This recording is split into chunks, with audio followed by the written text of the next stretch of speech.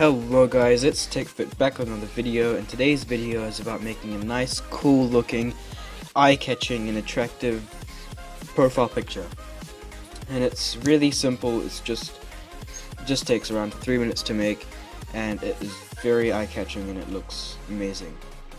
So first off, what you want to do is, you want to create a new file, make it white, and name it profile pic.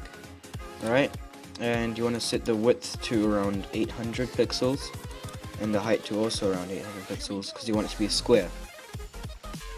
And background is white and make that 8 or 16 bit. Okay? Alright, so you get this white square. Now what you want to do is you want to look for a letter that resembles whatever your name starts with. So for example, name starts with an N. So this one looks pretty cool, and make sure they're not copyrighted, so I'm just going to use this one. Just for demonstration purposes only.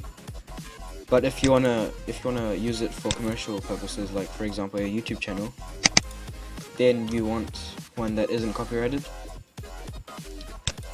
And so that's done. So you want to file, open. Alright, so you have this, and what you want to do is you just want to get rid of all the whites and delete. Alright, so you have this N, and you want to press Ctrl D, so it's deselected. Now what you want to do is you want to go onto the profile pic, and you want to right click. Actually, you want to get rid of the lock first. Then you want to right click, blending options. Right, now you're going to click on gradient overlay and just choose any type of gradient, so I'm going to choose this one. It doesn't matter. And you want to go into angle, and you want to double click on that. And now what you want to do is you want to go on gradient type and make it noise. Alright, now what you want to do is you click that and click randomize. And now what it does is it just randomly picks colors that are in that color zone, and you can edit them as well, so you can make them more green, make them more blue, and yeah, so you can play around with those. And then when you want a preset, you can just set it to that, put on noise, and just randomize. And then when you find one that you like, you can just stop. Or if you just can't find one, if they're just too vibrant for you, you can go on roughness and make that a little bit less.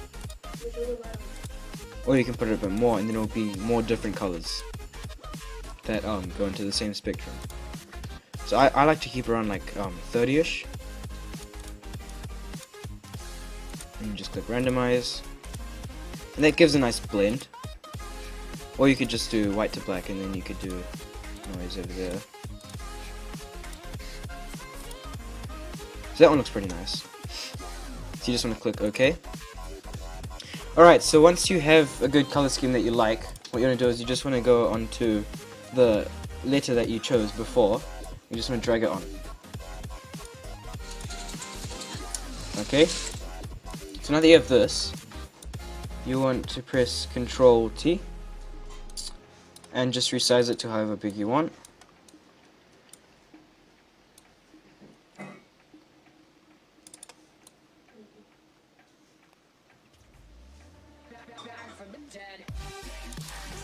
So this size is pretty nice. You want to press enter. And now see this line over here. You want to get rid of it as much as you possibly can.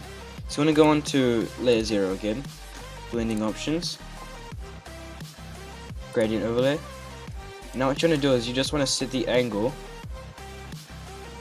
to around where that is. So I'm gonna get rid of this bit. So I'm just gonna put the line behind here so it's the least visible.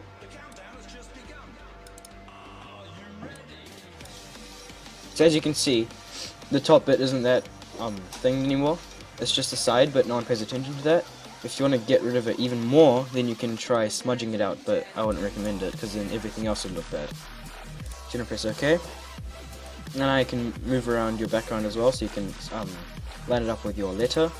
and you can also line up your letter to match the background, like that, and then you can just resize it with Control T. Make it bigger, like that. Press enter.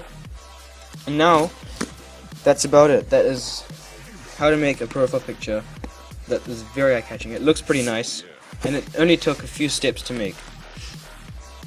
And if you want to add a bit more, you can close the N, or whatever letter. If you want to add a bit more, you can press Control T and just center it, nice. Alright, and press enter. Now, you can merge visible by clicking layer 0 and clicking merge visible. So there you go, and then you can go on to curves and just go on auto. You can play around a bit and it will make your thing look even better.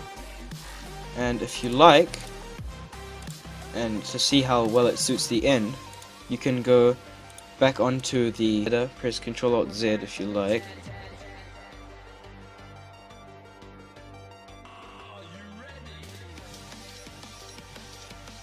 And get rid of the curves, and then just go onto the layer 0 again. Click blending options. Go on gradient overlay. And now you can just play around with this while it matches the end.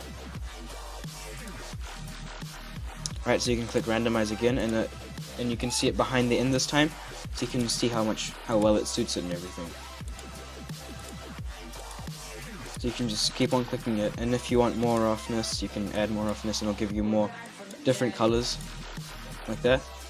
And you can buffer it out a bit, so you can use the different color schemes, like that.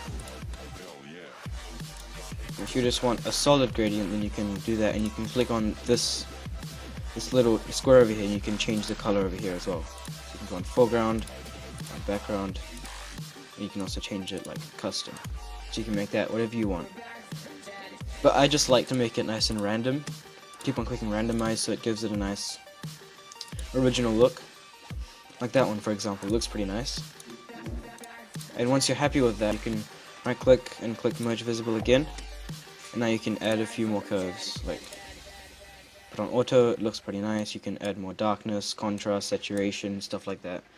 And that looks pretty nice. You can keep it like that. And now once you have that, you want to merge visible again. So now that whole layer is one.